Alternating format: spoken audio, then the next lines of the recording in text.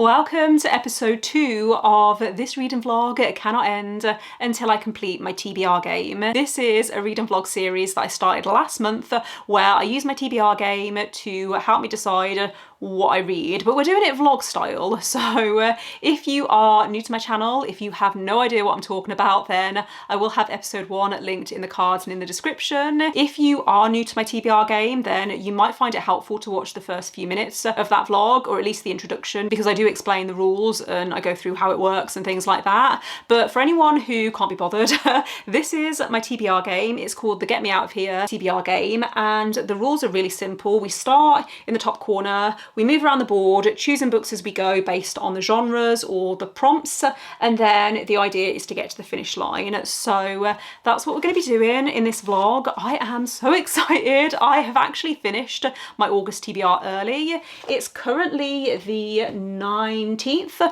of August. It's a Monday, and yeah, I've actually completed my August TBR super early, so I have no obligations. I can just mood read using my TBR game. I do have a time limit on this vlog. I'm going away in early September, so I really want this vlog to end before then so I can edit it and get it live while I'm away. This game is unpredictable. I could end up reading 4 or 5 books. I could end up reading 8 or 9 books. I'm pretty sure in my last vlog I did set a new record. I'm pretty sure I managed to complete it within 3 or 4 rolls. We'll see how this goes, but yeah, I have actually already done the first roll. I did it last night because I really wanted to get a start on this vlog early, so we're going to cut to that now and find out what book I'm going to be reading first for this vlog. Okay, so roll number 1 is 1, which is fantasy. So roll number 1 landed on fantasy, and I wasn't sure what to pick for this,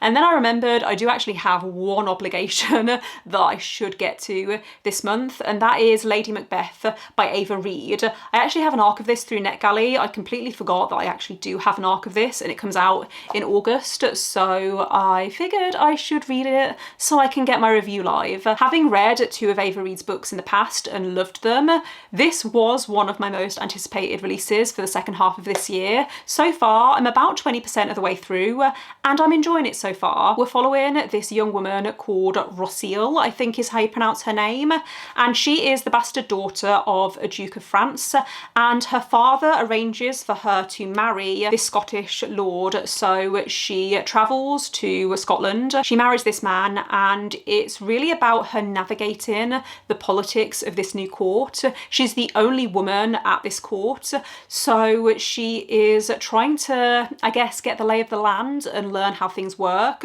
but she's also trying to protect herself. Because this is quite a new release, I don't know how much to say about the plot, so we'll just leave that there for now, but essentially I think that's all you really need to know, is that we're following this main character, and I think it is going to be quite character focused.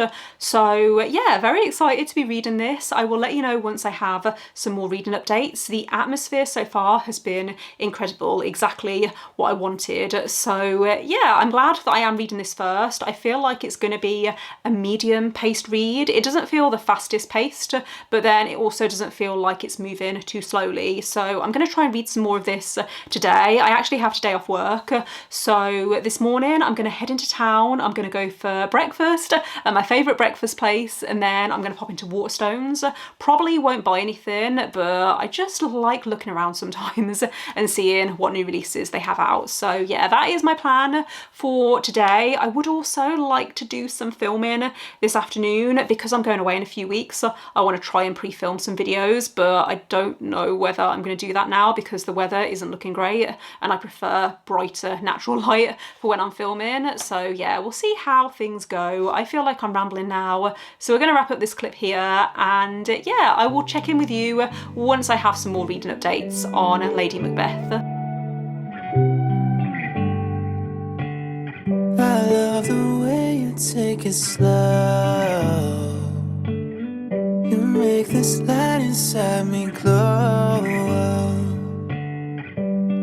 You're the only one who knows me. Saturate me when I'm gray until all my colors show.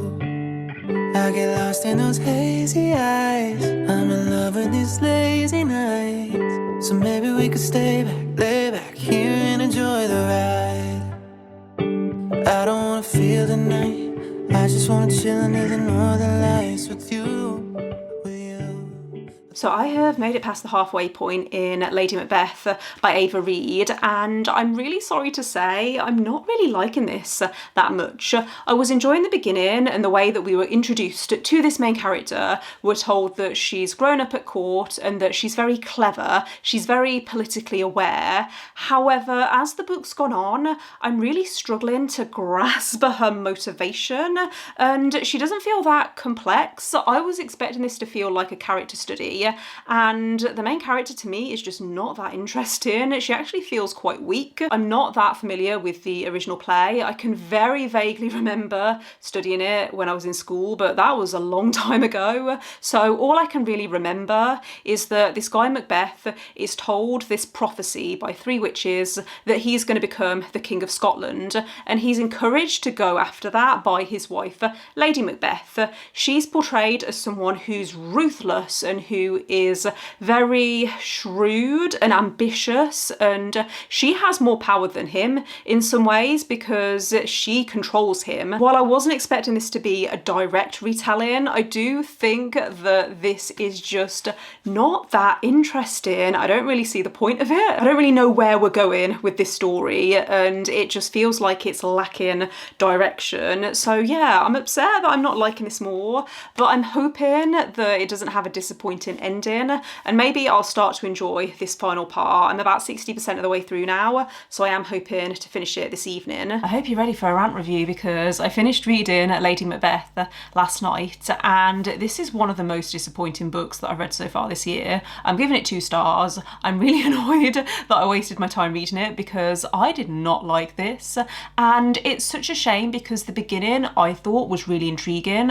We're introduced to this main character and we're following her as she arrives at this place for this arranged marriage that she obviously doesn't want. So it's set up to be this survival story where you're following this main character as she is doing things to survive and to make it through. We're told that she's clever, but we don't really get to see that. We're told a lot of stuff about her, to be fair, but we don't really get to see that. I felt like her personality was completely flat. There's a love interest that's introduced, and what was the point? Literally, there was no chemistry between the characters, and there was some stuff which I'm not going to talk about because of spoilers, and this is quite a new release, but there was some stuff to do with the love interest that felt like it came out of nowhere. It also really annoyed me that the main character goes through a lot of trauma. Actually, right, I need to better phrase that. So there's a point in the book where the main character goes through something really traumatic. The next chapter is then a romantic scene between her and this love interest, and it just didn't sit right with me. I found it really jarring. I had a quick look through Goodreads at some of the other negative reviews, and I think a lot of people were disappointed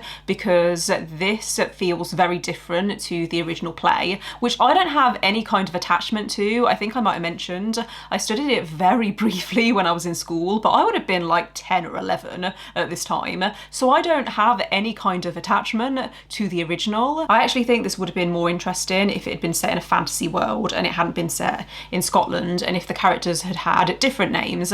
Maybe there could have been a few tie-overs to the original story, but I think if this had had more world building, if we had got to explore more of the political landscape, if there had just been more to this book, I think it would have been much stronger. But yeah, I was so bored throughout most of the middle, and then I felt like the ending was over quite quickly. Someone has just started mowing the lawn outside, so apologies if you can hear that, but yeah, this was a big disappointment.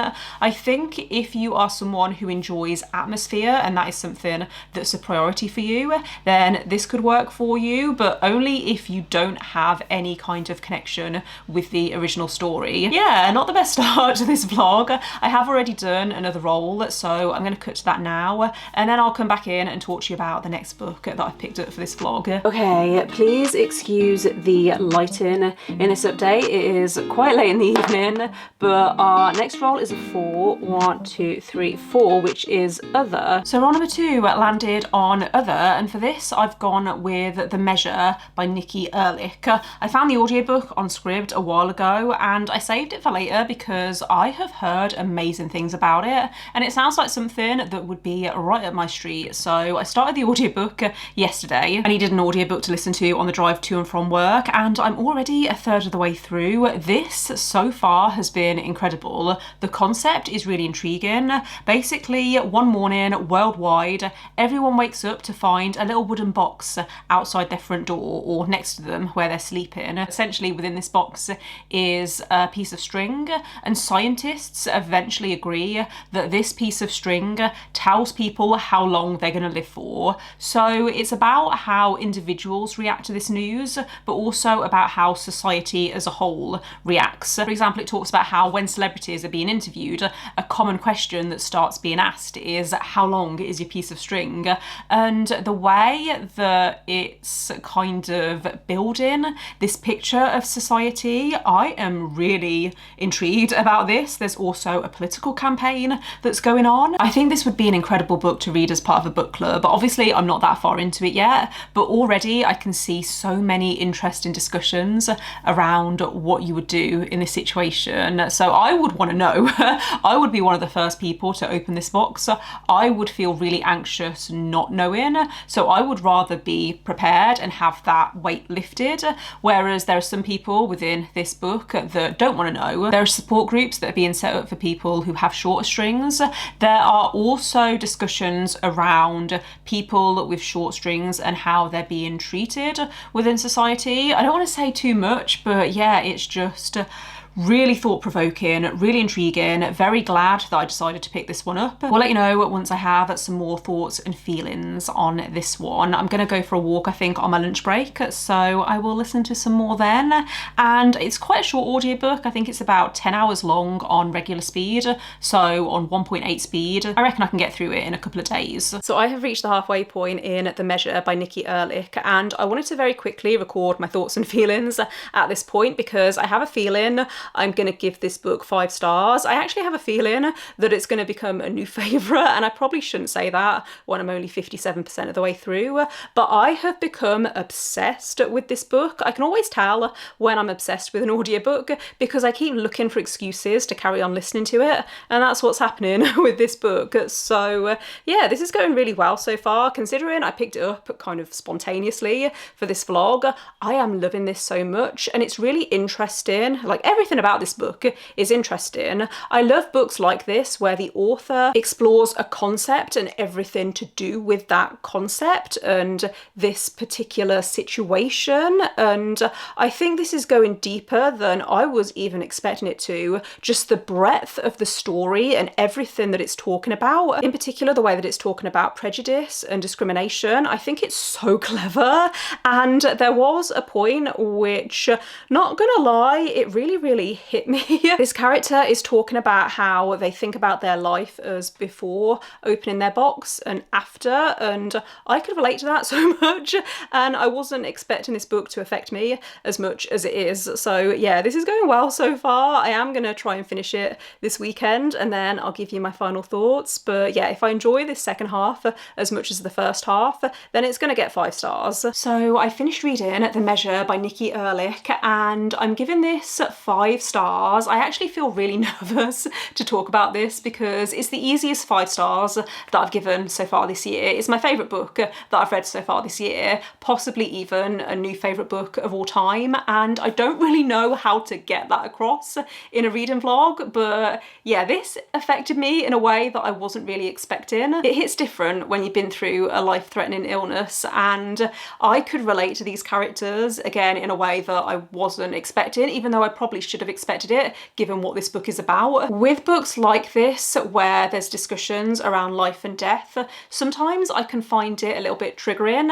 However, I didn't find this triggering. I found it validating because I was reading about characters who have had thoughts that I have had in the past 5 years. It made me cry. I was listening to the ending as I was on the train earlier, and yeah, I was struggling to hold back the tears. I think if the synopsis appeals to you, then I would really strongly recommend it because it went a lot deeper and more broad than I was expecting. And yeah, I am never going to forget this book. And I know that sounds really dramatic, but I just wanted to try and emphasize how much I loved this book, and I'm really glad that I picked it up. So yeah, let's move on and find out what book I'm going to be reading next for this vlog. Okay, so for our last roll, we landed on other. I'm hoping we're going to get a nice high number, and it's nice too.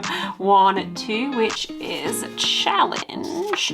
And the challenge, ooh, okay, is to borrow a book. This is actually perfect. Roll number 3 landed on challenge, and the challenge was to borrow a book. So I immediately knew what book I was going to be reading. As soon as I saw this prompt come up, I knew what book I was going to choose because I was really hoping I would be able to read this book in this vlog. I borrowed it from the library a couple of weeks ago and it's due back next week. So the book I'm talking about is One Perfect Couple by Ruth Ware. This is Ruth Ware's most recent release. I think it came out last month in the UK and the month before in the US, but I have been avoiding reviews for this because I don't want anything influencing how I feel about this book and my experience with it, because I love Ruth Ware. She's one of my favourite authors. She's an auto-author for me. I have read all of her books, and this I have been so excited about because it's a reality TV story.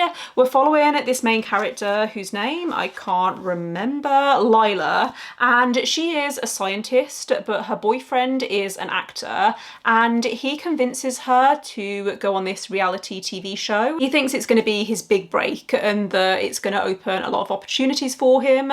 So he convinces her to go on this TV show. They travel to this remote tropical island, and Lila begins to suspect that something isn't quite right about this TV show. She feels like the producers are keeping stuff from them, but she tries to let it go. Her boyfriend convinces her that everything is going to be fine and that this is a really good opportunity for him in particular. We know from the beginning that there's a storm that hits this island and the contestants end up trapped there.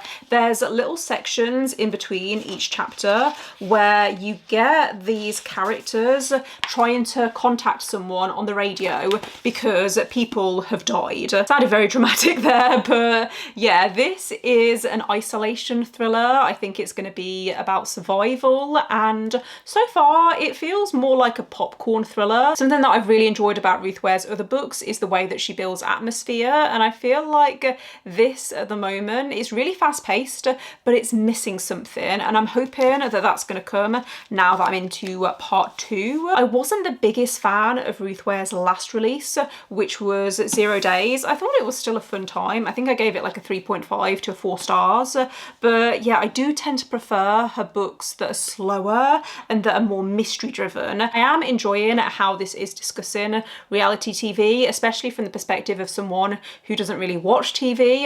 Not TV.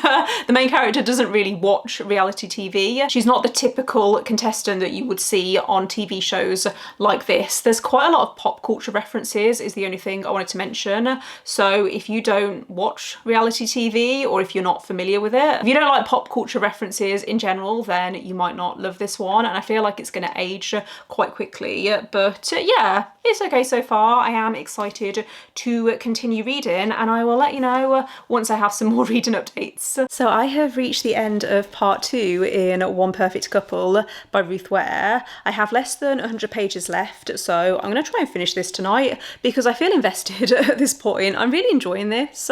I wouldn't say that it's a mystery, like there isn't really a mystery that we're trying to resolve. The mystery is how are things going to be wrapped up? What is the end game for these characters? And I want to know, so I'm going to try and finish this tonight. The only negative that I have at the moment is that I kind of wish that this had had more of a focus on the reality TV element, because that is what the book is being marketed as. And we got a little bit in the beginning, but then it's kind of descended into this Lord of the Flies type situation. And that's not a bad thing for me because I do like Lord of the Flies. I mean, I haven't read it in years. It was one of my favourite classics when I was a teenager. So I do tend to like books that have that kind of structure or that have similar themes themes around survival and the way that people react in situations like this is getting quite late now. It is almost 9:30, so I'm going to settle down and try and finish this, and then I'll give you an update in the morning and we can pick my next book. I realised earlier that if I want to finish this vlog before next week, then I need to get a move on. So I think the rest of the books that I'm going to be choosing for this vlog are going to be quite short, but I'm also still doing my Kindle reading challenge this month. So any books that I choose from now on, I do want to be from my Kindle. So yeah, I will catch up with you in the morning once I finish this and I'll let you know my final thoughts. Last night I did end up finishing One Perfect Couple by Ruth Ware, and I've decided to give this 4 stars. I thought this was a good time. I enjoyed my time reading it, but I can see why some people have found it a little underwhelming. It's not my favourite Ruth Ware, but it's also not my least favourite. My favourite by her is still The Turn of the Key. I actually have a video ranking all of her books if you are interested. I'll leave it linked in the cards and in the description.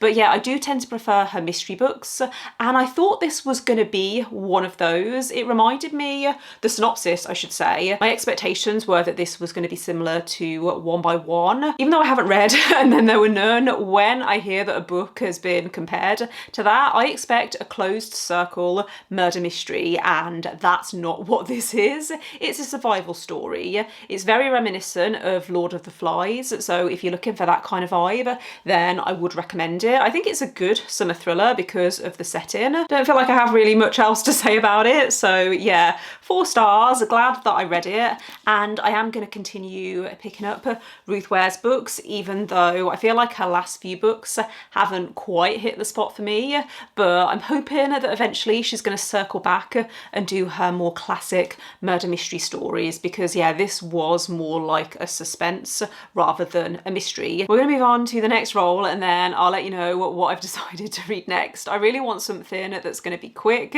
and fast paced and that I'm going to fly through hopefully within 24 hours. Okay, so role number 4, I believe this is a 4. 1, 2, 3, 4, which is fantasy. For our next role, we landed on fantasy, and usually I would be buzzing because fantasy is one of my most read genres, and there's a lot of fantasy books that I want to get to before the end of the year. However, not this week when I'm trying to finish this vlog before I go away. So I wasn't sure what to choose for this. However, I was looking through my Kindle and I came across Assistant to the Villain by Nicole Maehrer, I think is the author's name. I've already read the first chapter for this because I wanted to get a sense of the writing style and whether it is a book that I can read within like 24 hours, and I am really excited about this book, more than I thought I would be, because I've heard very mixed reviews. It's one of those books that got popular because of TikTok, and usually I don't have the best luck with popular TikTok books. However, I think the reason this is so divisive is because of the humour, and based on the prologue, I think I'm really going to like the humour in this. So essentially this is following a main character called Evie who is in desperate need of a job, and in the first chapter she comes across this villain character. He's in a little bit of trouble, he's running away from the Kingsguard I think, and Evie ends up helping him and he offers her a job as his assistant. There's a point where she's trying to decide whether to accept the job, and she says to him, "What if I help you harm someone that I know from my village?"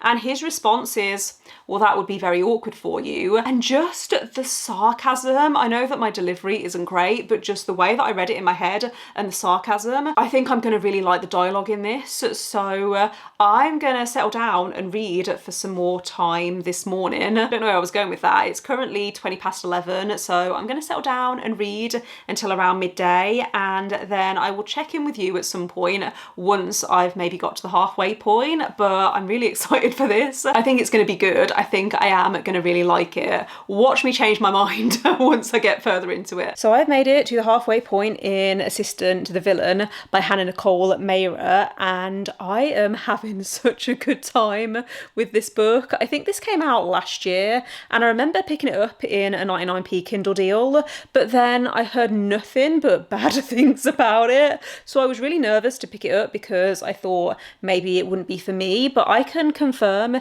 this is for me. I feel like I need to try and help set expectations though, because I can see this not working for everyone. I would recommend approaching this this as a romance set within a cozy fantasy world. So I'm not really enjoying this for the world building. It feels like any other generic medieval fantasy world. The plot is also quite basic. We're basically following this main character who starts working as this assistant to this evil villain, and someone is trying to sabotage him, so she's trying to work out what's going on there. That is the plot, but like I said, I'm not reading this for the world building or the plot. I'm reading it for the romance, which is a slow burn, but the dynamic between the main character and the love interest is so fun, and I am laughing out loud. It's interesting because I can see some people reading this and thinking this is cringe, it's not funny, but I am finding it hilarious. So I'm having a good time. I'm really glad that I decided to pick this up because it wasn't on my immediate radar. It was only because I needed something that was going to be quick and that filled the fantasy prompt that I decided to pick this up. And yeah, I feel like this could be 5 stars, maybe more like a 4 though at this point. It's so unserious, and usually that doesn't work for me, but maybe I'm just in the mood for that right now. I finished reading Assistant to the Villain, and I'm about to tell you all of the stuff that I didn't like about it, but please know that I am giving this 4 stars because it was so entertaining. It made me laugh. I found it a really fun time. So 4 stars for enjoyment, even though it has so many issues that I can't overlook. The pacing in the second half was really slow and it felt like it was dragging at times, and also the world building felt really random and convenient. The ending really annoyed me because it made no sense. No one can convince me that the ending made sense. It relied on a character having a personality transplant. I didn't love it, but I also wasn't reading this book for the plot. I was reading this for the relationship between the main character and the love interest, and I thought that was really fun. It's definitely a slow burn. Because this is a book that got popular through TikTok, I assumed that this was going to be spicy, and it's really not. I am intrigued to pick up the second book because this first book resolves some things, but then also it leaves things open for the sequel. So I am going to pick up the next book. Don't know when I'm going to pick it up, but I am going to hopefully get to it at some point. I would recommend this if you like the Grumpy Sunshine dynamic, or if you are looking for something that has a whimsical fairy tale like feeling, but lots of witty humour. I really liked the humour in this. I feel like you'll know within the first chapter whether it's going to be a humour that works for you, but it really worked for me. So yeah, would recommend this if you're looking for a fun time. I am going to move on to the next role, which I think is role number 5. I'm losing track, but let's find out what I'm going to be reading next for this vlog. Okay, so for our last role, we landed on this fantasy in the corner. So role number 5 is a 5. Why does this keep happening? So weird. 1, 2, 3, 4, 5, which is a challenge, and the challenge is, oh, okay, to read a book that's outside my comfort zone. For a book that's outside my comfort zone, I think it makes sense to go for a sci-fi, because I do read sci-fi occasionally, but it's not like one of my most read genres. And I do have a short sci-fi book on my Kindle that I've been meaning to get around to, but I really don't know much about it. It's called Flowers for Algernon by Daniel Keyes, which I think I first heard about because I saw some people recommending it for a book to read if you want a book that's going to make you cry. Whenever someone tells me that a book's going to make me cry, then it gets added to my radar, and then I must have picked this up at some point in a 99p Kindle deal. So yeah, don't know anything about this. It came out in 1966, so quite a while ago, and it also won both the Hugo and the Nebula Awards. So I will make a start on this afternoon, and then I will catch up with you once I've got a little further into it, and I can let you know what it's about and any initial thoughts. I gave you the right of way. Now I'm seeing sideways. But even when Saturday ends, I know I'll see you again. I don't wanna feel the night. I just wanna chill under the northern lights with you, with you. I'll do whatever you want me to do. Hi everyone, happy Monday. It's actually a bank holiday weekend in the UK right now, so I've just got home from Birmingham. I met up with my sister and her family and we went to the Bear Grylls Adventure, which I've never been to before, but it was really fun. So if you live locally, I would recommend it. We did the climbing walls, which were a lot harder than they looked. I'm feeling a little bit bruised and broken, I'm not gonna lie. My niece and nephew were much better at climbing than I am, but yeah, it's been a really good day so far, and I managed to get quite a lot of reading done on the way to and from Birmingham because I decided to get the train, and I'm now halfway through Flowers for Algernon by Daniel Keyes, and I'm really liking this so far. I can see why it's considered a classic.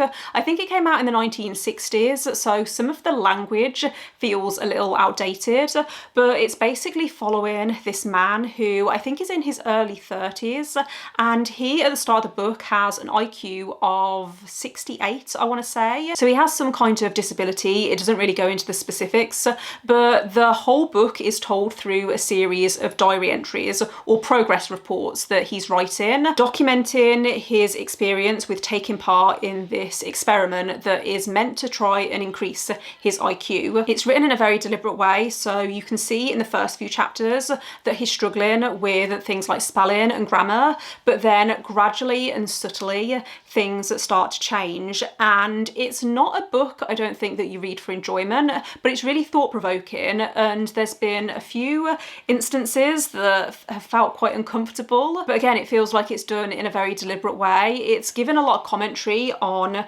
intelligence and the way that people perceive others based on intelligence. The tone is very sad because you can see him reflecting on his life and remembering parts of his life that he'd previously repressed, and I don't want to say too much because I don't want to spoil anything, but yeah, it's really heartbreaking and I'm very nervous about what direction this is going to go in, but I'm hoping to finish it this evening and then I will update you probably tomorrow with some final thoughts. Well, I was not expecting to cry twice while filming this vlog, but apparently that is where we are at. So I finished reading Flowers for Algernon last night and I didn't think that I was that emotionally invested until I got to the end and I read the final line and yeah, it broke me. So I don't know what I'm gonna rate this. I think I'm leaning more towards a 4 stars rather than a 5 stars because there were parts that felt like they were dragging a little bit. I didn't realise, but there's actually 2 versions of this story. It was originally published as a short story in the 1950s and then it was expanded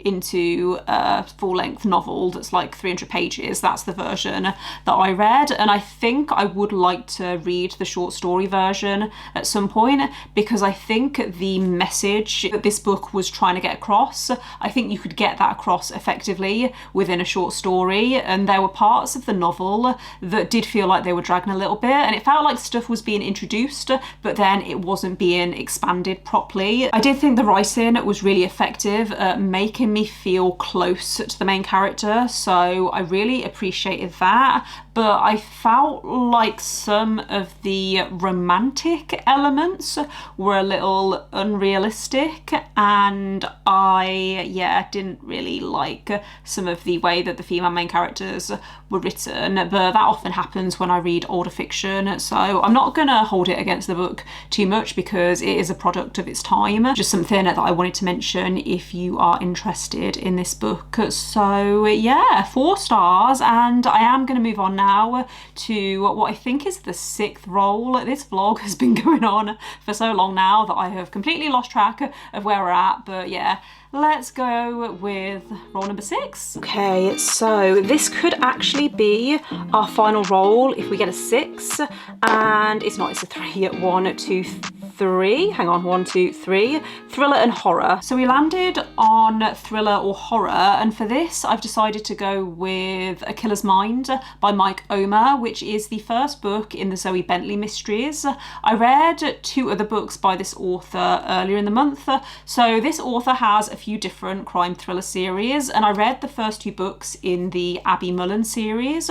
Really enjoyed them and was going to pick up book 3. However, I think I need to go back back and read this other series first because I think there might be some crossovers, and it probably doesn't matter that much, but I feel like it makes sense seeing as how they're all available on Everend anyway. So yeah, I am gonna get stuck into this and I will let you know once I have some initial thoughts. But all I know about this series is that we follow this woman, Zoe Bentley, who is a profiler for the FBI. Criminal Minds used to be one of my favourite TV shows, so I am very intrigued about this, and I've heard that it has lots of twists and turns, which was the case with the other series that I read by this author. So yeah, very excited to get stuck into this. We'll let you know once I have some reading updates.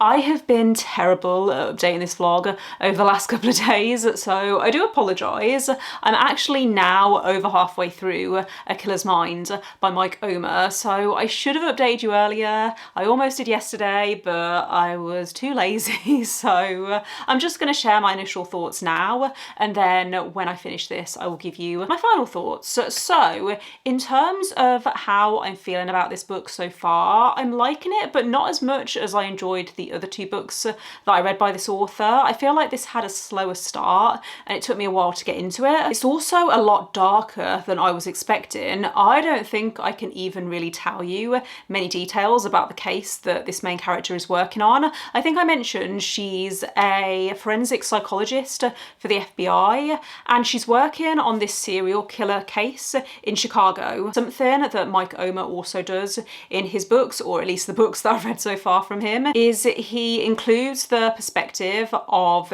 the killer or the bad guy, like the villain character. So it feels really uncomfortable because you're also in their minds as well as the minds of the main character and other people that are also involved in the case. So Zoe is working with this other agent, Tatum, I think is his name, and I always think of Channing Tatum when I hear his name said, but yeah, he is someone that she's working with on this case, and I think he's also going to be a love interest for her. There's some stuff that we're learning as well about Zoe's past, so we are seeing when she was younger, and we're seeing how she became interested in becoming a forensic psychologist. That's all I'm going to say because it doesn't really say much in the synopsis. I feel like that's all I really need to say at this point. I am liking this. It's giving me strong 4-star feelings, so we'll see if I feel the same once I finished it. I am hoping to finish it within the next few days. Hi everyone, happy Friday.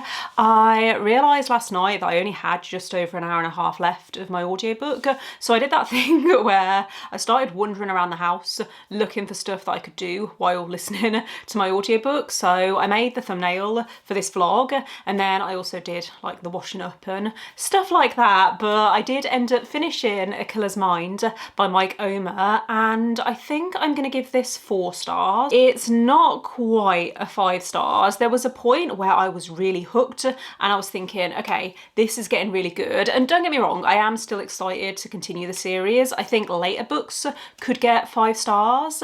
However, the beginning was a little bit slow, and then I didn't love certain aspects of the ending. I felt like I was having to suspend my disbelief as well around the characters' actions. I obviously don't want to go into specifics because of spoilers, but without any context, there's a part where a character starts taking their clothes off, and it's not for reasons that you might expect, and I actually had to rewind the audiobook to make sure that I was following correctly because it felt unnecessary, and yeah, it felt like a man writing a woman, so I didn't like that, but I did enjoy the book as a whole. There were some great moments of tension, and I will probably pick up the second book quite soon. So I would recommend this if you like dark thrillers, especially if you like TV shows like Criminal Minds. This did feel like watching an episode of a TV show. So yeah, 4 stars, and we are now going to move on to the next roll and see what the board has in store for me next. Okay, so as long as we roll a 3 or above,